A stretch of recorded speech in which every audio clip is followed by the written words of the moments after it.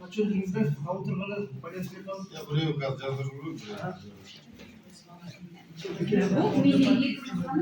Çok lan bir kızlar vermiş. Yoksa gelmiş. Bak istedim açın femiyorum tuttum. Şimdi her gün yüzleri kullarım basın.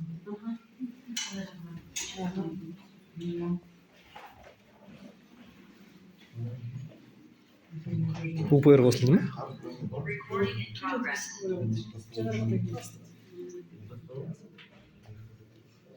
Sen kahvecimizi yapıyor, onları karıştırıyor. Sen onlar nasıl kılıyorsun? Efendim?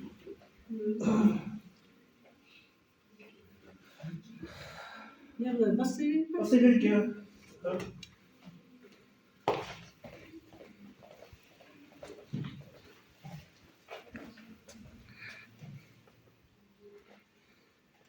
Bilmiyorum nasıl bu kadar oturmak istemiyorum. Жа, регламент. Kahvenin altısı. Тұра берсін, ештеңе алма. Регламенті. Sen çağırırsan olur mu? Болады.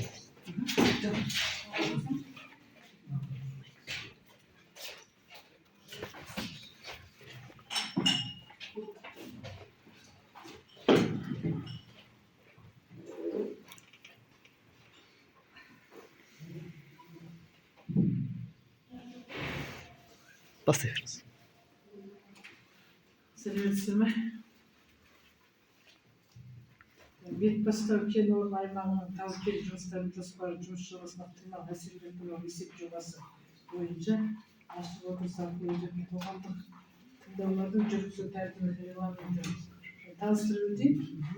Енді бұл жаңағы осы қоғамдық тыңдау деген газетке де берілді. Уақытысында мен мына сіздер сияқты өзім де бірінші рет көріп отырмын. Газетке берген екен. 7 ноябрьде номер 44 нөмірі газетке берген. Одан кейін мына хабарландыруда осындай күні мінекей сағат 3-те болады деп хабарландыруда осы келіп өздеріңіздің осы роликқа келіп берген екен. Одан кейін келіп чатқа да бәріне де жаздық. Бізге де хабар берді, ауданға да берді. Ауданда тоже жаңағыдай рұқсат қағазын алды. Сонымен енді заң бойынша бұл нені жаңағы осы жүргізу тәртібін біздің өзіміздің жаңағы жергілікті атқарушы органның өкілі төрағалығымен өту керек. Енді құрметті қоғамдық тыңдауға қатысушылар, қайырлы күн. Қоғамдық тыңдауларды жетісу алтын дала жеке шаруашылық серіктестік бетбастау кен орны аймағының тау-кен жұмыстарының жоспары жұмыс жобасына ықтимал әсерлер туралы есеп жобасы бойынша мүдделі жұртшылықтың ашық жиналысы арқылы бастаймыз. Яғни жаңағы қоғамдық слушание дейді ғой. Экологиялық кодекстің 73 бабының 11-ші тармағына және қоғамдық тыңдаулар өткізу қағидаларының 21-ші тармағына сәйкес қоғамдық тыңдаулар әкімшілік аумақтық бірліктің жергілікті атқарушы орган өкілінің төрағалығымен өткізіледі. Яғни жергілікті атқарушы өкілдер ғой. Яғни мен осы ауылдың осы округтың әкімі ретінде өзім таныстыра өтсем, Ақбасова Дина Ерасылқызы осы Қарашоқы ауылдық округінің әкімі. Осы округ әкіміне қарасты Рудник Арханы ауылымызға қарайды. Жергілікті атқарушы органның өкілімін және жиналысқа енді осы жаңағы жоғарыда айтылған кодекстің бағыттың 73 бабының 11-ші тармағына және қоғамдық тыңдаулар өткізу қағидаларының 21-ші тармағына сәйкес осы жиналысқа біз төраға болады екенбіз. Енді төраға болуға қарсылықтарыңыз жоқ па? Қарсы қалыс жоқ болса дауысқа салайық.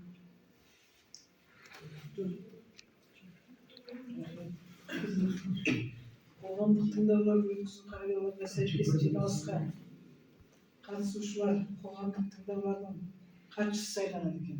Енді төрағасы сайланғаннан кейін оның хатшысы сайланады. Енді мына жерде жаңағы хатшыны осы өздеріңіздің орталарыңыздан да сайлауға болады. енді мына жерге өзі жазған екен, осы қоғамдық тыңдаулардың қатысушы болып EV жаңағы қандай компания Envy System. Envy Systems. EV Systems өкілі жақсы сымбат да болуға болады екен. Жақсы сымбат деген сіз ба? Иә. Қанша?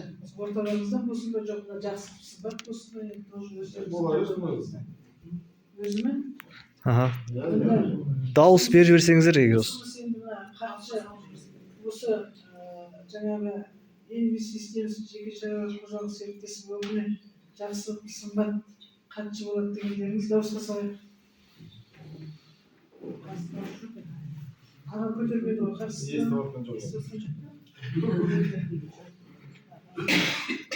Bir adam естімей жатыр дейді, ол бола бере ме?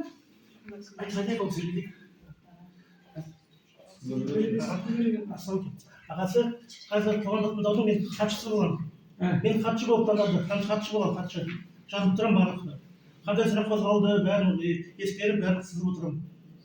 Соның қарсы емессіз ба? Қарсы емессіз ба соған? Қарсы емеспіз дейді ме? Жоқ, қайтадан жаңағыдай қарсы емессіз ба? Яғни төрағаны хатшыны сайлап алдық. Енді қоғамдық тыңдауларды өткізудің мынандай регламенті ұсынылады. Бірінші, баяндамашының сөз сөйлеуі жетісу алдында жеке қожалық серіктестігінің қоршаған ортаны қорғау бөлімінің аға маманы Жұбай Дилдаев Мейірхан Есімхановичқа 30 минутқа дейін дейді. Баяндамаға. Екінші, баяндаманы талқылау. Қоғамдық тыңдауларға қатысушылардың ескертулері мен ұсыныстарын тыңдау. Қоғамдық тыңдаулар тақырыбы бойынша сұрақтар мен жауаптар 30 минутқа дейін. Мына кісі баяндап кеткеннен кейін сол баяндаманы талқылауымызға болады 30 минутқа дейін. Соны қойып дегендей түсінбеген жерлерімізге айтып. Сөз сөйлеу немесе сұрақ қою, ескерту немесе ұсыныс жасау үшін қолыңызды көтеріп, өзіңізді хаттамаға ұсынуыңыз қажет. Шуламай, шетінен жаңағыдай не қылатын болса, қол көтеріп сұрақтарыңызды қойып дегендей. Сұрақтар, ескертулер мен ұсыныстар қоғамдық тыңдаулардың мәні бойынша болуы қажет. Қоғамдық тыңдаушылардың қорытындысын шығару 15 минутқа дейін. Қоғамдық тыңдау ережесін бекіту үшін қолдарымызды тағыдан дауысқа саламыз. Кім қарсы, кім қалыс дегендей. Регламент. Ал дауысқа салайық. Регламентке қарсы емессіздер ме?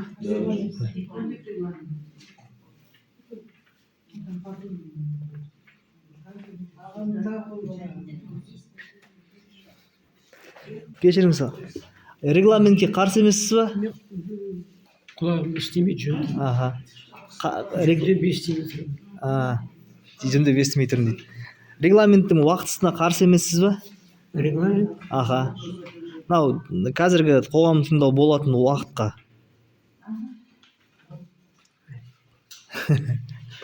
Мына жиналыс жасап жатырмыз. Соның регламентіне қарсы емессіз ба дейді. Мынау жазылып тұр ғой бәрі. Регламентінде.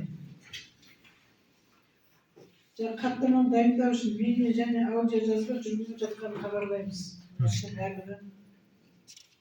Сөз баяндамашы жетісу алдында жеке қожалық серіктестігі қоршаған ортаны қорғау бөлімінің аға маманы Жұбайдилов Мейірхан Есімхановичқа беріледі. Құрметті ауыл тұрғындары, сіздердің алдарыңыздан басталып, кен орны аймағында тау-кен жұмыстарының жоспарын жобасымен таныстыруға келдік. Жалпы осы жерге келген мақсатымыз сол. Енді жалпы айта кетейін, мынау мекеме біздің жетісу алтын дала жауапкершілігі шектеулі серіктестігі. Алдағы уақытта Бетбастау кен аймағында месторождение дейді. Сол жақта енді 26-30 жылдар аралығында жұмыс атқару жобасын сіздерге ұсынып жұмыс атқарсақтар екенін. Қазақстан Республикасының экологиялық кодексінің 96 бабының 1-ші тармағына сәйкес мемлекеттік экологиялық сараптаманы жүзеге асыру процесінде қоғамдық тыңдауларға өткізуге міндеттіміз. Бұл әрбір мекеменің міндеті. Жалпы жобада экологиялық жоба жүреді. өзінің основной жобасын план экология болса, соған экологиялық жағы осы. И сол бойынша біз каждый документ разрабатывать еткен кезімізде, былайша айтқанда, сонымен тұрғылықты халық таныстыруымыз керек. И сол талаптармен біз сіздерге келіп отырмыз қазір. Таныстыру мақсатында. Жалпы кәсіпорын туралы айта кететін болсам, кәсіпорынның қысқаша сипаттамасы, ол кәсіпорын негізінде қызмет түрі бағалы металдары және сирек кездесетін металдары бар кенді өндіру. Өңдеу емес, өндіру. Былайша айтқан кезде қазып өндіру. Жалпы ана бір субъект бойынша айта кететін болсақ,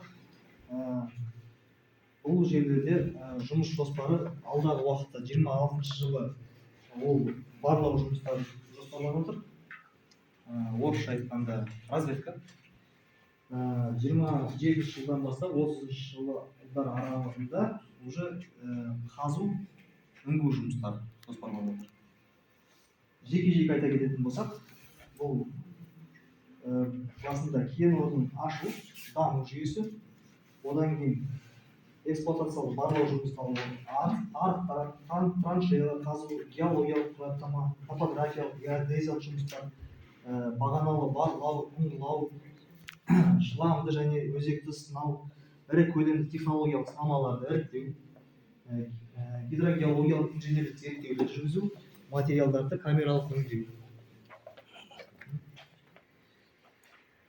Тау-кен бойынша күрделі жұмыстар жүргізу, сосын тау-кен дайындық жұмыстарын жүргізу.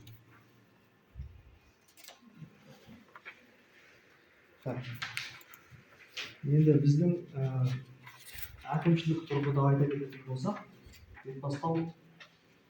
Бетпастау кен орны Жетісу облысында Кербұлақ аудан аумағындағы Арқарлы кен орнында орналасқан. Бетпастау кен орны 3 карьер бөлінген: солтүстік карьер, орталық карьер және оңтүстік карьер. Дұрыс қой, иә? Ең жақын ең жақын ауыл аймақ осы жер болғаннан кейін, осы Арқарлы кенті болғаннан кейін, біз осы жерде қоғамдық тыңдауларды өткізіп отырмыз. Жалпы айта кететін болсақ, мынау географиялық координаттары орналасқан жері, мына жердегі алдында сіздерге түсіндіргендей, мына жердегі жоспарланатын жұмыстар сіздердің ауылдарыңыз мына тұста. Жалпы мынау географиялық координаттары сол жоспарланып отқан жұмыстар. Объектінің санитарлық қорғау аймағы және шашуды есептеуге келетін болсақ, объект санитарлық қорғау аймағына қойылатын санитарлық эпидемиологиялық талаптарға сәйкес Қазақстан Республикасының денсаулық сақтау министрлігінің міндетін атқарушы 22 жылдың 11 қаңтарындағы ДСМ 2 бюроның 3-ші бөлімінен кен және кен емес қазбалар табиғи газ өндіру санитарлық қорғау аймағы, оларға бірінші сынып қойылып, санитарлық қорғау аймағы 1000 метрді құрайды. Былайша метр 1 километр. Осылайша Бетпастау кен орны үшін санитарлық қорғау аймағы болашақта 1000 метрді құрау керек. Жүргізілген талдауға сәйкес рұқсат етілген шығарындылардың нормативтерінің жобасына сәйкес атмосфералық ауаға әсер ету нәтижелері мынандай отыр. Бетпастау кен орнында тау жұмыстарын жүргізу жоспарланып отыр ғой. Жүргізген кезде 73 ластау көздері жұмылдырылатын болып тұр. Ол ластау көздері бәрі ол ластаушы заттардың 8 түрін шығарады. Жоғарыда айтылғандай негізгі атмосфераға 26 жылдар мен 30 жылдар аралығында жоспарланып отыр. Нормативтеріне келетін болсақ, 26 жылдан бастап 65 тоннаны құрайды, 64, 63, одан кейін 29-30 жылдары жоба бойынша 652-635 тоннаға дейін болады. Одан кейін жұмыс атқару барысында болашақта қалдықтарды түзу нормативтеріне келетін болсақ, кен орнының қызмет нәтижесінде 6 түрлі қалдықтар қалыптасады деп жоспарланып отыр. 600-дан астам қауіпсіз болып есептеледі. Оның ішіндегі ең көп көлемдегі ол бізде тау жұмыстары, вскрышная порода дейді, былай айтқан кезде қазу барысында 27 жылдары 2.920.000 тоннаны құрайды. Солай 28 жылдары дәл солай 29 жылы 3.140.000 тонна, 30 жылы 2.920.000 тоннаны құрайды деген жоспарда. Сумен жабдықтауға келетін болсақ, жоба бойынша егер де жұмыс басталған уақытта сумен жабдықтау ол сырттан тасымал сулары болып есептеледі, ал технологияға алатын сулар, олар попутные воды дейді, қосымша суларды алу. Жалпы мысалға көлеміне келетін болсақ, мына алдарыңызда общий көлемі көрсетілген 655 метр куб. Оның ішінде тұрмыстық қажеттіліктерге 1555, жалпы өндіріске қажеттілікке 4500 құрайды жоспарда.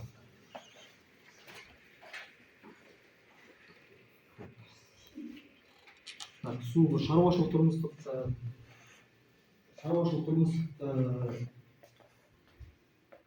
сатылы сулар арнайы септиктерге жіберілетін болады. Сол септиктерден арнайы мердігер мекемелермен жоспар арқылы сол кісілерден шығарылып отыратын болады.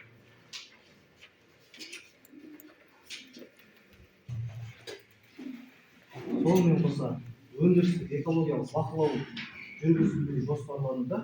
Егер де мекеме өз жұмысын бастаған уақытта жалпы жұмыс істелуі аяқталған уақытта дейін сол аймақта өндірістік экологиялық бақылау жүргізіліп отырады. Ол атмосфералық ауадан бақылау жүргізіледі, жергілікті 90-ына 1. Сосын су ресурстарынан бақылау алынып отырады, пробалар, сынамалар. Олардың химиялық составын көріп, соны қадағаланып отырады. Өндірістік қалдықтардың мониторингісі жүргізіліп отырады. Кәсіпорын аумағындағы топырақ жамылғысын жылына бір сынама алып, оның химиялық құрамын тексеріп отырады. Өсімдік жамылғысына мониторинг жүргізіліп отырады. Сосын кейін радиациялық фонды тоже жылына 1 рет сөйтіп қадағалап отырады.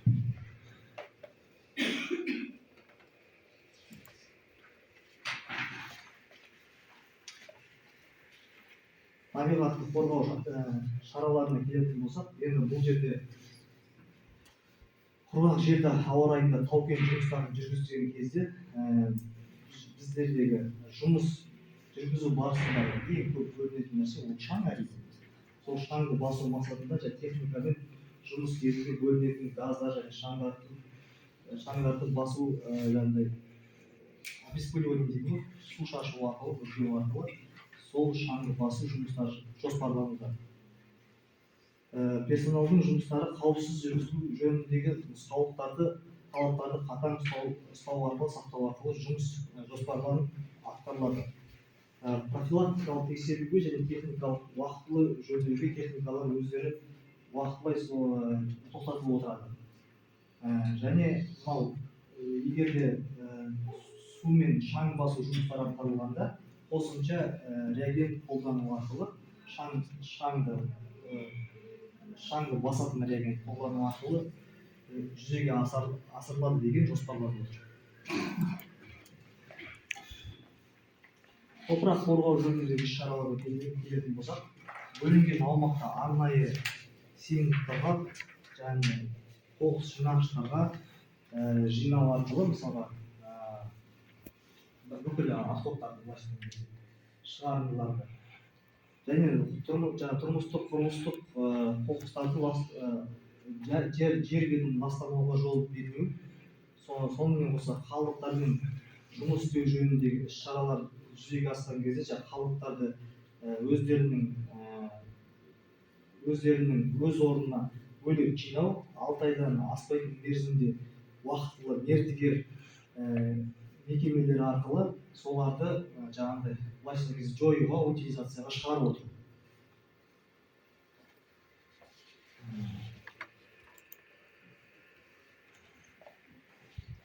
Санитарлық гигиеналық іс-шараларға келетін болсақ, санитарлық қорғау аймағының шекарасында және объектінің ықпал ету аймағында өндірістік алаңда өндірістік бақылауды ұйымдастырып отыру, өндірістік санитарлық бақылау, санитарлық іс-шараларды дезинсекция, дератизация жүргізіп отыру. Бұл жұмыстар егер де жоба іске асқан жағдайда жыл сайын жүргізіледі деген жоспарлануда. Сосын кейін арнайы киім, арнайы аяқ киім және де басқа да жеке қорғаныс құралдарымен жабдықтау, жұмысшыларды жергілікті желдету, желдеткіштеріне шуды сөндіргіштер орнату, қоршаған ортаға әсерді азайту мақсатында. Қызметкерлерге алдын ала мерзімді медициналық тексерілумен қамтамасыз ету, сосын өсімдіктер мен жануарлар дүниесін қорғау жөніндегі іс-шаралар жануарлар әлеміне әсерді азайту, сондай-ақ тіршілік ету ортасын сақтауға бағыттау. Былайша айтқан кезде табиғатқа барынша әсерді азайту мақсатындағы іс-шаралар.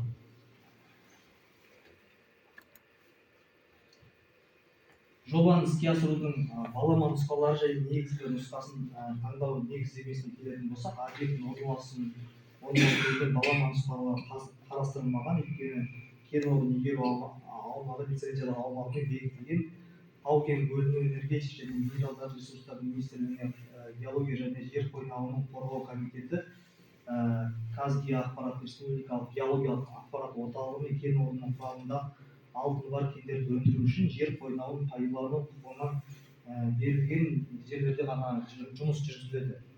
Лицензиялық аумақ шекаралары жалпы қорлардың жағдайына сүйене отырып, осы санаттағы барлық қорлар тау-кен лицензиялық аумақ контурда болатындай етіп анықталған. Басқа орындар балама таңдау көзделмейді, өйткені көзделіп отырған қызметті іске асыру, жалпы біздің мекеменің жұмысын атқаратын жер, осы жерге ғана лицензиялық аумақ жүзеге асырылатын болғандықтан. Жалпы назарларыңызға рахмет. Менің баяндамам аяқталды. Рахмет Берхан Исаханұлы баяндамаңыз үшін. Енді баяндаманы талқылауға көшейік. Жоғары жақта ескертіп айтып кеттік қой. Сұрақ қоямын деушілер болса қол көтеріп, өздеріңіздің жерлеріңізді айтып, түсінбеген жерлеріңіз болса сұрақ қойғандарыңызға рұқсат. Бұл енді жаңа айтып кетті ғой, бұның бәрі әзірге жоба. Жаңа лицензия алу керек, лицензияны алу да оңай емес. Бұл бірінші рет қана болмайды, әлі талай жаңағыдай келіп алуларыңызға әлі қоғамдық тыңдаулар болып жатады, әлі бір рет, үш рет, тағы да басқа нақты өздерінің өкілдері жаңағы өздерінің бастықтары әлі келеді, пока мына кісі сіз сол жердің маманы ретінде жіберіп отыр екен. Кешіріңіз, есіміңізді айтсаңыз. Галкин университеті. Не добыча жасайсың ба мысалы? Оны жаңа қалай нетесің, переработка қалай болады? Бұл жерде мына жобада жалпы переработка жұмыстары қарастырылмаған. Қазіргі мынау план горных работ дейді ғой, бұл жерде тек қана қазу жұмыстары ғана қарастырылған. Переработка жағы әлі жалпы мынау компанияның жобасында жоқ. Мүмкін олар басқа біреуге өткізе ма, біреуге сата ма, ол жақ білмеймін. Ол жағы туралы мен сізге ақпарат бере алмаймын. Бірақ менің қазіргі сіздерге таныстырып отырған жобам, бұл жерде бізде барлау жұмыстары, сосын қазып өңдеу жұмыстары Жаңа карьер бар дейсің, карьердің тура жаңағы 1000 километрді бар, 500 метр, 300 метр тура жанында шаруа қожалықтар бар. Сол бізге сол моменттер қиын болайын. Егер де шаруа қожалықтар болатын болса, мүмкін ол егер де бұл жерлерге біздің мекеме лицензия алып, егер жұмыс бастайтын жағдайда, онда ол шаруа қожалықтармен келісу керек болады. Ол жерлерді сатып алу керек бола ма, сондай келісім шартқа келу керек болады. Өйткені жаңағы санитар защитный зона дейді ғой, ол жақта шаруа қожалықтары, сосын тұрған үйлер болмайды. Егістік бар мысалы. Егер жаңағы егер сол кісілер келіспегендей жағдай болса онда жер болмайды. Онда біздің жоба іске асырылады. Бұл мысалға былайша айтқан кезде министрліктің шешімімен байланысты. Ал мына жұмыстар бұл жоба. Бұл жобаны егер де жоғары жақ рұқсатнамасын беріп растайтын болатын болса, контракт на лицензию добычи береді. Былайша айтқан кезде лицензионный жер берді. Ал енді уже қасындағы аумақтар, олар бөлек талқыланады. Ол уже былайша айтқан кезде мысалы сельский хозяйственный жер болады ғой, бұл жердің бір иесі болады. Ол иесімен келісу керек болады. Былайша айтқан кезде. Санитар защитный зона может біреудің территориясына кіріп кете ма ол жерде. Ол әлі де көп талқыланатын нәрсе. Біз мысалға сіздерге былай нақты былай болады, жерлеріңіз былай болады деп еш нәрсе айта алмаймыз. Бұл былайша айтқан кезде мемлекет бізге де рұқсат береді.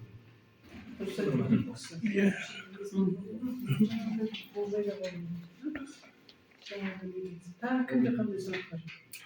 Мен кәсіпкерлік бөлімінен Дәурен Бодисов. Бұл ашық түрде қазылама сіздердікі? Иә, мына жобада ашық түрдегі карьера арқылы алу жоспарланып отыр. Сосын оны рекультивация дейді ғой, қайтадан. Ол Соны қалай жүзеге асырасыздар? рекультивация былай жүзеге асады. Жалпы мынау карьердің жұмыс басталған кезде, контракт на недропользование алған кезде, ол жердегі бір шарт немесе ликвидационный фонд ашу керек болады. Ликвидация жасау мақсатында, например, бір мекеме ол жұмысын бастап, кейін банкроттық жойылып кеткен жағдайда мемлекеттен ақша болу. Сол жерді қайтадан қалпына келтіру үшін неге? Өйткені ол жерлерді мысалы карьера қаздық, кейін алды, одан кейін қайтадан жауып, мысалға крестьянское хозяйствоға беру мүмкін. Ол жерді пайдалану керек болашақта. Сол мақсатта пайдалану үшін жалпы мынау жұмыстар іске асқан кезде бұған жаңағыдай проект ликвидация и рекультивация жасалады.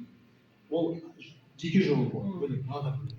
И соған ликвидационный фонд ашылып, и сол фондқа арнайы мекеме өзі жыл сайын белгілі бір мөлшерде сол ликвидацияға кететін сумманың мысалға 20 жылға жоспарласа жұмысын, сол 20 жылда сол ликвидацияға кететін қаражатты бөліп отыру. Заң бойынша біз басқаша істей алмаймыз. Оны даже мемлекеттік құзырлы органдар, даже экологиялық біздің департаменттер қадағалайды. Содан кейін сұрақ, сіздердің жобаларыңызда жаңағы суммасы жоқ па? Жалпы суммасы, инвестициялық суммасы, потом жұмыс орындары жайлы айтып кетсеңіздер. Соның ішінде жаңағы жергілікті жерден қанша жұмыс орны ашылады? Жалпы біздің, мен сіздерге айта кеткендей, бұл тек қана қазіргі жалпы жаңағы контур ғана ғой, барлау жұмыстары, сосын кейін жаңағы карьер жұмыстары. Оны қазіргі таңда бізде жаңағыдай расчеттар жоқ емес, қанша адам жұмыс істейді, жерде қалай болатыны туралы. Қазіргі таңда бізде тек қана оценка воздействия на жүріс. Осы кезде қоршаған ортаға әсерін бақылау ғана. Біз келесі құжаттарда, мысалға егер де осы жобаға рұқсатнама алғаннан кейін ол дамуда уже басқа құжаттар қарастырылады, жаңа проектілер. Сол проектілерде ол жөнінде қарастырылады. Негізгі бағыт жалпы тұрғылықты халықтың жұмыс орындарымен қамтамасыз ету ғой. Неге? Өйткені жалпы жұмыс бастаған кезде жұмысшыларды жақын жерден тартуға тырысады да, логистика бойынша мысалы алыс жердегі жұмысшыларды тарту өте қиын. Мысалы оларды қазіргі таңда басқа мекемелер жұмыспен қамтыған кезде вахтовый метод болсын, басқа болатын болсын, мынау жұмыс беруші әр адамның өз үйінен шығып, қайтадан өз үйіне келгенге дейін жауапты болады и соның бүкіл расходын мойнына алады. Сол есептен қарайтын болсақ, жалпы біздің мекемеге бұл нәрсені жақын жерден жұмыспен қамтыған дұрысырақ, алыстан тасыған жер негізі. Тұратын жері бар, иә. Иә, қазіргі таңда мен сіздерге нақты былай деп айта алмаймын. Жоспарда негізі егер де жоба іске асқан жағдайда ол туралы біз әлі ораламыз осы. Бірақ жұмыс орындарымен қастарыңыздағы былайша айтқан кезде сіздердің ауыл бірінші қамтылатын болады негізі. Тағы да сұрақ, вопросы? Женщина, извиняюсь. Есімде досы ғой, мысалы ашысында қазіргі концентрат шылашыңа болса, кейінгі мектебен былай аласыз. Болашақ соған келіп тұр сіздердікі. негізі біздің қазіргі жобамыз руданы ғана алдық. Мысалы өндіруді өңдеу емес. Өңдеу деген ана переработка осылай айтқан. Переработкаға біз әлі ол жағын жоспарлап отқан жоқпыз. Айтып отырмын ғой жаңа басында айта кеткем. Контракт лицензионный жерді бізге беру үшін мемлекет ол сол үшін жасап отқан жоба да. Біз әлі лицензия алған жоқпыз. Әлі оған тек қана өндіру ғана жобасын қарастырып отыр да, өңдеу жобасын әлі қарастырып отқан жоқ. Ол былайша айтқан кезде ол тағы да бөлек қаражат, ол бөлек инвестицияны талап ететін нәрсе. Ол былайша айтқан кезде басқа жақта күш тартатын нәрсе. Жаңа келесі сол сұрақ қойып жатырмын. Сол экология жайлы. Ертең болашақта бағанағындай рудан ғана алып кетіп, басқасы қалып, жол бәрі химиялық ауаға тарайды. Ертең халық зардап тартса, кім жауап береді осы жерге? Сұрақ кім жауап береді? Жалпы қазіргі таңда біздегі жаңа сіз зардап бойынша айтып отырсыз ғой, біз зардап бойынша енді бізде бөлінетін тек қана шаң ғана деп отырмыз ғой. Былайша айтқан кезде жаңа сіз химия реагенттер туралы айттыңыз, біз химия реагенттерді пайдаланбаймыз. Сіздің сұрағыңызға жауап бердім. Ал енді біз жауапкершілікті өз мойнымызға алып отырып, біз айтып отырмыз, экологиялық талаптарды орындау арқылы ғана жауапкершілігімізбен өзіміздің жұмыстарымызды атқарамыз деп отырмыз. Бірақ қазіргі таңда біз сіз айтып отырғандай өңдеу жұмыстарын қарастырып отырған жоқпыз. Біз тек қана өндіру жұмыстары. Біздің қазіргі жұмыстарда жаңағы бөлінетін шаң. Шаңды жаңағы басу мақсатында мен сіздерге таныстыра кеттім. Бізде жаңағы бүркеу сулармен жаңағы былайша айтқан кезде ауылға шаң келмейтін жағдай жасауымыз керек. Жақын аумақта. Жаңағы лицензия бірінші разведкаға берілмей ме? Сразу жаңағы. Сол мына жерде бірінші жыл разведка жұмысы. Сол разведкаға беріледі, сіз дұрыс айттыңыз. Бірақ біздің баламадағы жалғасы план орнымен работамен бірге болып тұр ғой. Енді сол разведкаға да бізге әлі берілген жоқ. Енді біз сол үшін қазір начали разведканы көрсетіп отырмыз сіздерге. И план орнымен работамен бірге көрсетіп отырмыз. Негізі сол. Негізі мен айтайын деген заң бойынша бірінші қалай сразу екеуінде де бере ме бірінші разведкаға? Бірінші разведкаға береді. Разведкаға береді. Разведданный болады ғой. Разведданный болғаннан кейін сол мысалы жаңа біз сізге көрсеткен аумақ мысалға үлкен шаршы шақырымдық құрайды ғой. Оның бәрін қазу былайша айтқан кезде асфальт қой былайша айтқанда. Оның бәрін ешкім қазбайды ғой. Тұр ғой, бар жерден қазу керек. Иә, соны разведка жасайды да, сол бар жерінде ғана ашылу керек болды. Ал ол жаңа сіз айтып отырсыз ғой, мына общий жердің ол бір бөлігі болуы керек. Болмаса келесі бір неге қарай. Оны қазіргі таңда біз барлау жұмысын жасамай, нақты қай жерде қазу жұмыстарын басталады деп айтамыз. Біз қазіргі таңда сол разведкаға лицензия алайын деп отырмыз. Алсақ па деген мақсаттамыз енді. Жүзеге асса алуымыз мүмкін, жүзеге аспаса алуымыз мүмкін.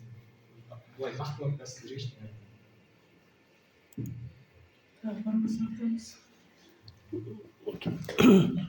У женщины вот вопросы вас руку поднимали.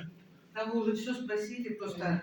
Не вам давайте, если непонятно, мы расскажем. Вы спрашивайте. Я поняла. Кроме меня есть люди, которые просто не поняли. Не, вы спрашиваете любой вопрос. Все. Жаңа айтайын деп тұрған сұрақ қойып қалдым. Если есть вопросы, можете на русском задавать, я на русском могу ответить.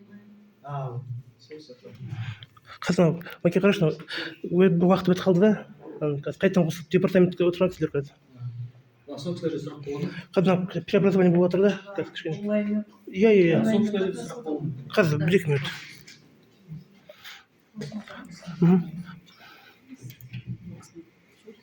Хорошо, Маке.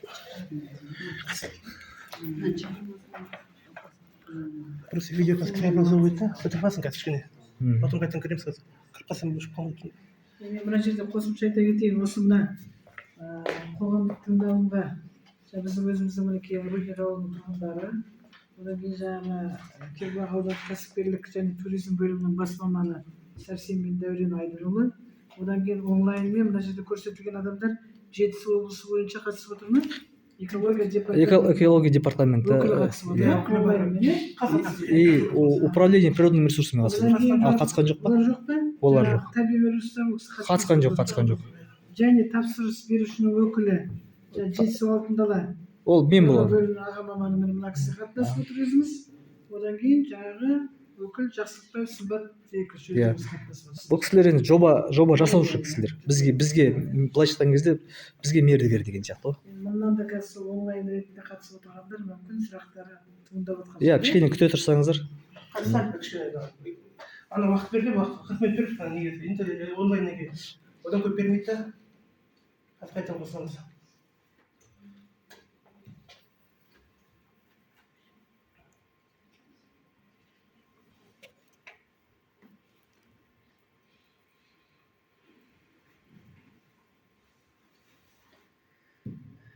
Бұның бәрі сонда бір сөзбен айтқанда қазір разведка жаңағы барлау жұмыстары ғой. Иә, 26 жылға барлау жұмыстары. Сол барлау жұмысына бірінші лицензияны аласыздар, алмайсыздар, әлі ол Әлі белгісіз, иә.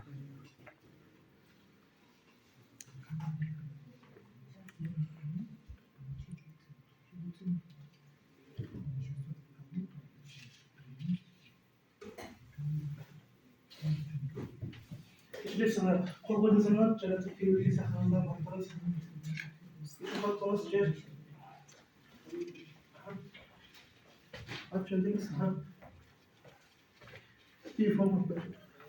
сымбат бізге сөйлеген мына қол қойылғандар бір несін беріп қойыңыздар. Жақсы. Сіз басымыздан өтті мына шайға.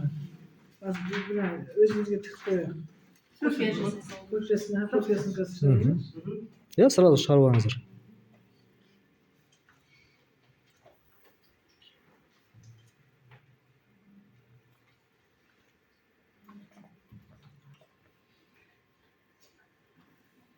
Қосылып жатыр ма? Иә, қазір кішкене интернетте өткен видеоны қазір жазып жатыр да кішкене ол қазір. Жазылмай қалып потом. Біз қазір бәрін істейміз ғой, аудио-видео фиксация бәрін істеу керекпіз.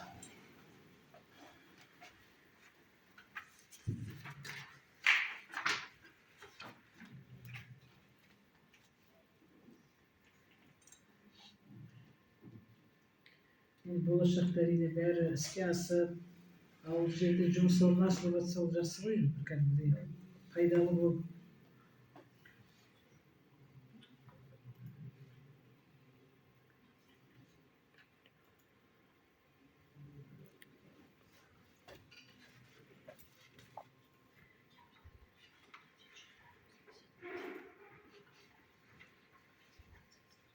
Көрсетмейді, сен жарқысы қылатшайын. Газ. Şunu üstte. Ananaklar eskilerdir. Aparatı yok mu? Hadi kaydı canım da живой aparat.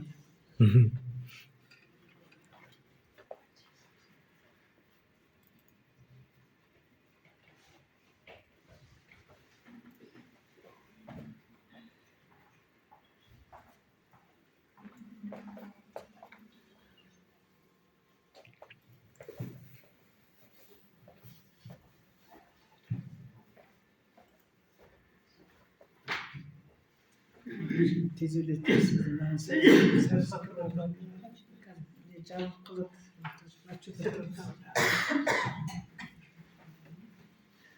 Екі мүмкісін деп тұрмын, бермей тұрда мына конференция қайта ашуға уақыт нет.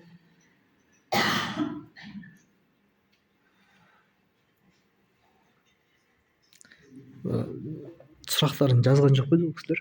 Ау? Сұрақтарын жазған болған жоқ, тыңдап отырды. Или не істейміз? Қазір бір минут кішкене. Просто кісілерді ұстап отқанда ұят болып тұрды. Әркімнің өз жұмысы бар.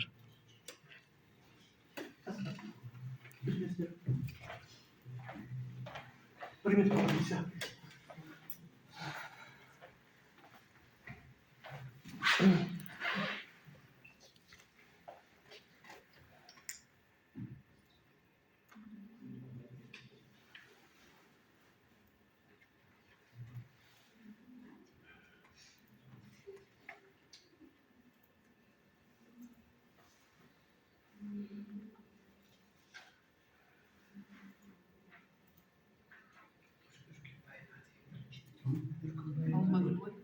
Almadı bizi. Ne olur var? Şimdi kolu verdim. Алматыға қол қойған. Қойдым ғой. Çok koymuş. Çok bakacak oldu. Жазып кетіп өзің жазма фамилия. Жоқ?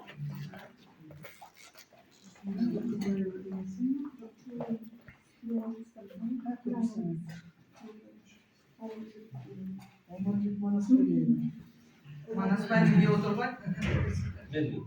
Сен орнына қой. Ертең айтасың ғой, бұл алып кеткен. Қарап қойыңыздар.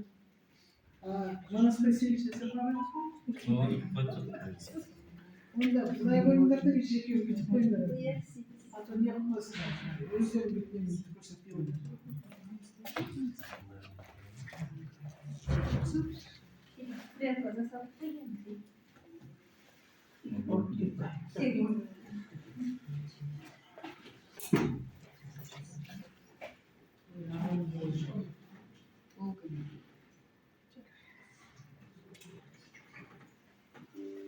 Recording in progress.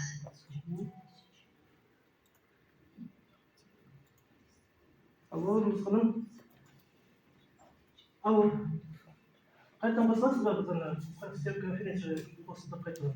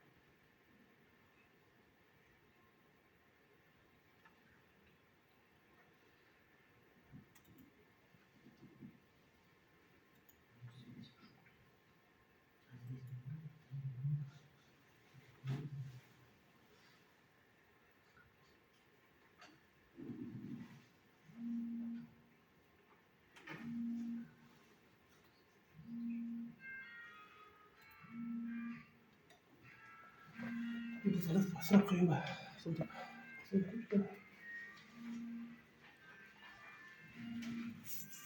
WhatsApp бар ғой, может.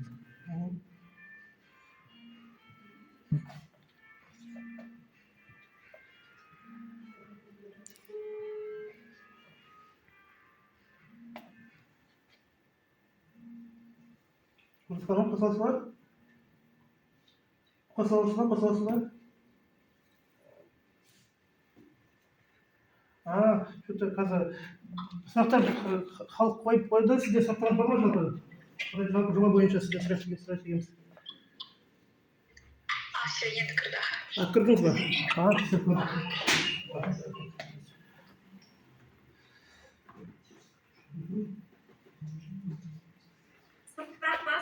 Иә, сұрақтар бәрі талқылап болдық. Сіздер сұрақ бар ма? Сол білейік дегенбіз. Сіздер енді разрешениені комитеттен аласыздар ғой? Иә. Авозға кірдіңіздер, енді разрешение қалды, иә, сіздерде? Иә, бізде разрешение қалды. Қазір авозға енді кірдік. Сол менде сұрақ жоқ.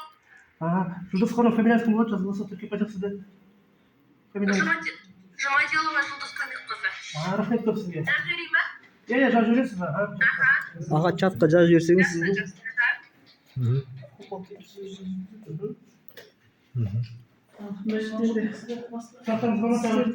Сұрақ бар ма? Вопросы? Қандай зияны бар, қандай пайдасы бар, социальный несі бар ма бізге халыққа деген сияқты. Лицензия алмай тұрып. Қазіргі таңда ешқандай жоспарда еш нәрсе жоқ енді. Біз өйткені ешқандай жұмыс бастаған жоқпыз ғой. Сол себепті әлі қандай әлеуметтік көмек еш нәрсе көрсете алмаймыз осы тұрғыда. Жоба басталғаннан кейін бәрін есептеу керексің ғой. Иә, жоқ, жоба басталғаннан кейін біз қайтадан өтеді ғой жоба басталған. тыңдалым өтеді. Бұдан кейін қай кезде жобаны примерно қай кезде? Бұдан кейін 2-3 ай көлемінде қайтадан келуіміз мүмкін. Өзі несі заң бойынша 90 күн емес қажет, иә? Сондайда директ 2-3 айдан кейін қайтадан. Иә, біз 2-3 айдан кейін қайтадан келуіміз керек, иә. Бізде былай жаңа ана кісі сұрақ қойды ғой.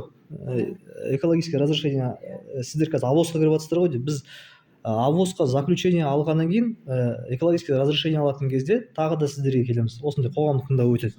Енді сол экологическое разрешение алғаннан кейін ғана жоғары құзырлы органдар жаңа лицензияға, рұқсатнамаға кіре аламыз біз. Тапсырыс бере аламыз. Олар сол біздің құжаттарымыздың бәрін комплектісін қарап, содан кейін ғана лицензия бере ма, бермей ма олар өздері шешеді. Мысалы қараңыз қазір мысалы жаңа қазіргі тыңдалым қазір біз қатыстық деген қарсы ма заң ма деген не ма бар ма ондай вариант или қалай? Сіздер егер мысалға жобаға қарсысыздар ма, қарсы емессіздер ма, өздеріңіз пікірлеріңізді білдірсеңіздер болады. Қазір мысалы бұл жаңа біздің пікір жалпы біздің ескеріледі. Сіздердің пікірлеріңіз ескеріледі. Бәрі ескеріледі, иә. Просто жаңағындай Максим дұрыс айтып отыр. Ертең жоба қазір біз жаңа жарайды қол қойды, анау ертең жаңа қандай жұмыс жаңа социальный жаңа қандай зиян болатын қазір. Иә, социальный көмек ретінде. Айтпай тұрсын ғой, қазір жарайды добыча жасаңыз, оны қай сатасын ертең тұрып, біз завод саламыз, оны реагенттермен вышелачивание жасаймыз, мысалы. Ол уже басқа жоба болады. Ол егер болатын болса, ондай бізде жоспарда жоқ деп айта кеттім басында. Ол ондай жұмыстар атқарылатын болса, осындай қоғамдық тыңдаулар әр жобаға болады.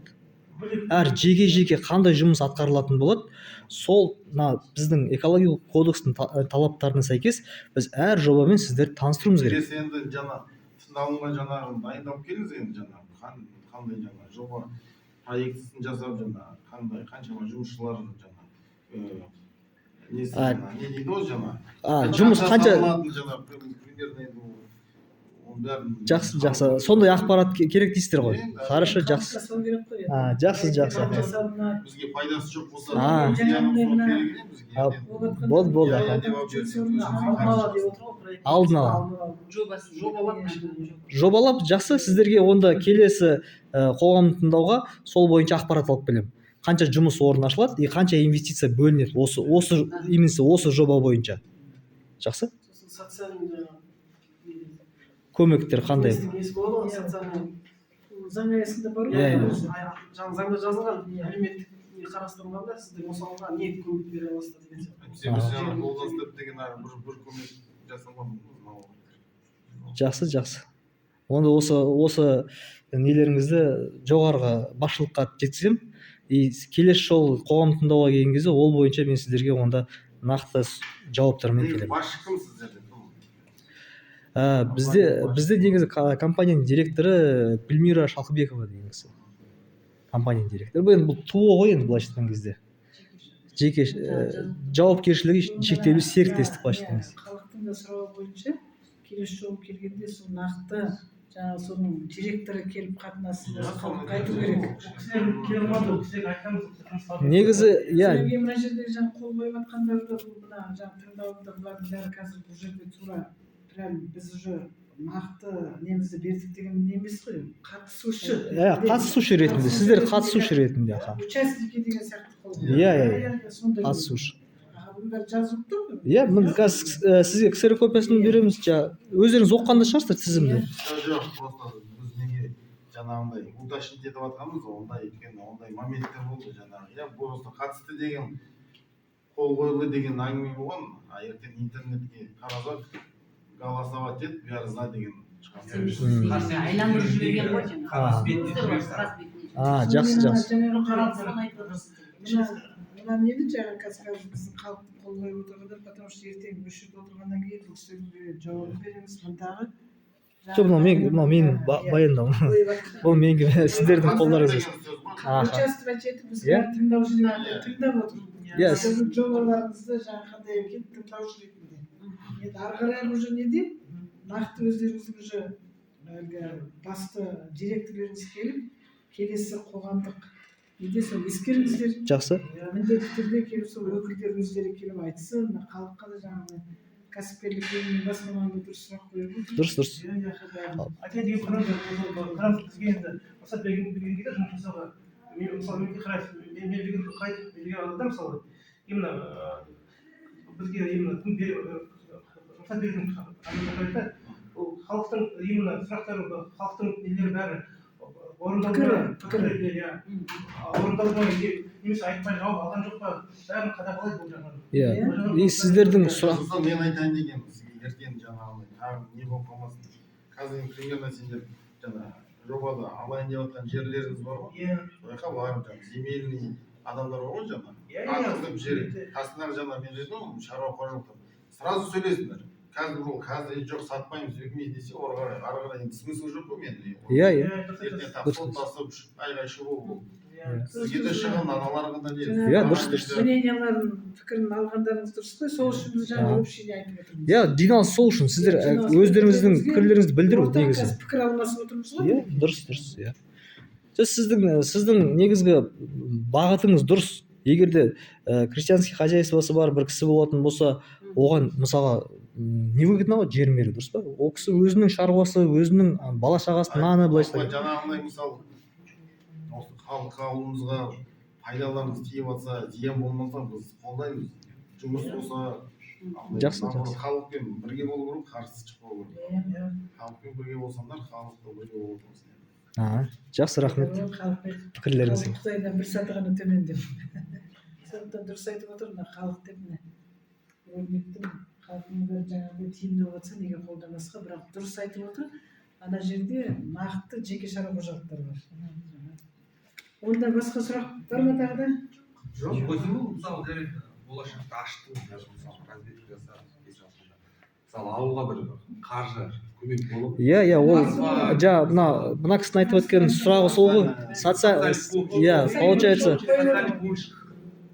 жеке адамға болып тұр ол жоқ жеке адамға болмайды жеке адамға болмайды жаңа мына кісінің айтқаны дұрыс мысалға егер де бір мекеме белгілі бір жерден иә мен айта кетейін түсіндіріп егер де бір мекеме белгілі бір жерден пайда түсіріп отқан болса ол өзінің сол пайдасының белгілі бір мөлшердегі көлемін социальный неге бөлу керек мына мысалға акиматтың представительдері болады жоқ неге бөледі ауылға жергілікті ауыл әкімдігі арқылы жұмыстар атқарылады ауыл әкімінің представительдері мысалға аудан әкімінің представительдерімен сол кісілермен совместно мысалға әртүрлі жобалар бар мысалға кейбір мекемелер детский площадкалар салады дұрыс па мысалға балаларға кейбір мекемелер жаңағыдай арнайы спорт алаңдарын салады мысалға мектепке көмек ремонт деген сияқты сосын кейін жаңағыдай не бар мектепке жол деген бар бағдарлама егер сіздерде ондай болса анандай 1 сентябрьге мына жерде халықтың иә сондай жобаларға сол жаңағы компания былайша айтқан кезде міндетті түрде қатысу керек мына кісінің айтып отқаны сол дұрыс бұл кісі дұрыс айтты негізі жаңағы онда енді иә ол мысалға мына жерде видеоға бәрі жазылып отыр осының бәрі мысалға ше и жаңағы протокол бар ғой протоколдың соңына сол да тіркеледі осы сіздердің сұрақтарыңыз біздің жауаптарымыз былайша айтқан кезде бұл сөздің бәрі мына жерде жазылады мысалы көп жерде болып отыр мысалы ол облысқа бөлініп ол халыққа көрсетіледі мысалы сіздер салып таптыңыздар сіздердің не пайдаңыз емес мысалы халыққа мына ауылға көмек ретінде мынандай қаржы бөлінді деп ол бізде көрсетілмей тұр ауылда ол каким-то образом айтылмайды сонда айтылады да мысалы сіздер больничный миллион құйдыңыздар 100 миллион 60 миллион мысалы қағаз бетіне көрсетіп халыққа айтыла ма ол құпия болып қалып қалады да көбінесе или облыстан қысқартылып келеді өтірік емес ол шындық жоқ сіз налогты айтып отырған шығарсыз иә жаңағы социальный ол енді арқаның жері ол ол басқа жаңағы бізде мысалы көпшілікті ілес салып жатқан кісілер жаңағы халықтан ақылдасып жаңағы не керек деді ол жақта жаңағы не салып берді спорт комплексті салып береміз деп уже қол қойып спорт комплекс салып сол сияқты ғой халықтың жаңағы мирасым айтып отыр ғой халық халықтың іргеші сіздің сұраныс жаңағы налог шығар иә солай мынандай көмек ол көмек ашық түрде айтылады. Көмек ашық түрде. ашық түрде ол салық болса ол салықтың заңнамасына қарай әрі мысалы мына светті де біз бөлдік деді мысалы ол мысалы айтылған жоқ халыққа Нені біз бөлдік деді? свет Көшенің жарықтарын Кім бөлдік деді? өзі айтты Кім? алда бұл не алдыңыз айтылған Жоқ, свет. ой ол бізге бөлініп мен екі адам бәленбай жерде оқып отыр соны оқуын төлеп отырмын Жоқ, свет. ой ол мұқтарда мектепке жолда да Жоқ, 20 мың көмек көрсетпеді ғой біліп отырсыздар ғой Қазір жаңағы өзіміздің мына жолдар мына бюджеттік мемлекеттік бюджет. алдындағы өздеріңіз сияқты Мына жерде ал енді мынандай жаңағыдай болашақ бізге ешкім ештеңе бөлген жоқ. Жеке спонсорлықтан ешкім ештеңе бөлген жоқ жоқ. светті білемін ғой ол жаңа Иә, мына ол жерден жаңа өздеріңіз қойып қойдық. Қандай адам қай организация кәдімгі тендермен ұтылған. Хорошоқта да өзімізде де. Ал енді мысалы мына кісілердің жұмыстары ертең күні жаңа іске асып кеткенде жағдай болса, мейлі бұл кісілердікі аса ма, жоқ басқа біреудікі баса ма. Жаңағыдай осы жерге келіп жаңа социальный көмек болатын болса, опять біз халықпен бұл кісілер өздігінен бере салмайды бірдеңе. Біз халық өзіміз үш жақтан шешіп, өз жерге мұқтаж не керек ауылға? Жеке адамға емес, ауылға не керек? Соны мына кісілерге айтып, ашық түрде айтылады onlar. А бірақ осы уақытқа дейін бізде елдос әлі жеке не берілген жоқ. Мынау жолда, светте, міне қазір мына Қарашоқта салынып жатқан үйде, оның бәрі жеке демеушіліктен жоқ. Ондай емес. Мына өзіміздің мына площадкамызда бәрі өткізілген. Сұрақ бар ма? Онда аяқтайық. Онда құрметті қоғамдық тыңдауға қатысушылар, сіздерге бетбастау кен орны аймағының тау-кен жұмыстарының жоспары жұмыс жобасына ықтимал әсерлер туралы есеп жобасының құжаттамасы ұсынылды. Қолдарыңызға да таратылып берілді. Жаңа қоғамдық тыңдауларға қатысушылардың қаралған құжаттар мен тыңдалған баяндамалардың сапасы туралы оларды түсіндірудің толықтығы мен қолжетімділігі тұрғысынан жалпы пікір осы жерде айтылды, талқыланды. Енді мына қазіргі заманауи тақтамызға да мінекей айтып, өздері толық түсіндірді деген мен енді ойдамын. Жаңағы сұрақтарыңызда, жаңағы туындаған сұрақтарға да дұрыс жауап берді деп ойлаймын. Енді қоғамдық тыңдауларымыз осы жолы дұрыс өтті деген ойдамыз, құрметті қатысушылар. Енді осыменен қоғамдық тыңдауды аяқтауды жариялаймын, как төрағасы ретінде. Барлықтарыңыздың қатысқандарыңыз үшін рахмет. Енді әлі де жаңа айтып жатыр ғой мәселелер өкілдері. Бұл тыңдаулар соңғы рет емес, келіп тағы да болашақта мына 3-4 айдың көлемінде тағы да қайтадан келіп, ары қарай түсіндіру жұмыстары болады деп жатыр. Сол рахмет келгендеріңізге. Енді сіздер де бәрі ойдағыдай болсын деген тілектеспіз осы ауыл тұрғындарының бәрінің атынан.